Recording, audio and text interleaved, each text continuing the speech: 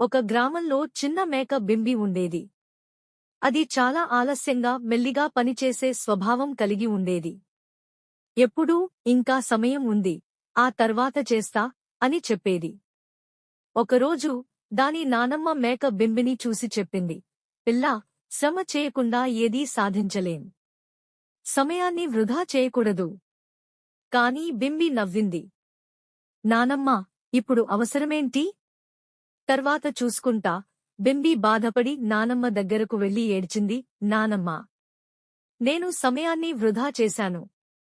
ముందుగా కృషి చేసి ఉంటే ఇలాంటి పరిస్థితి వచ్చేది కాదు. నానమ్మ నవ్వింది. అదే నిజమైన పాఠం బింబి. శ్రమ ముందే చేస్తే భవిష్యత్తులో తిప్పలు ఉండవు.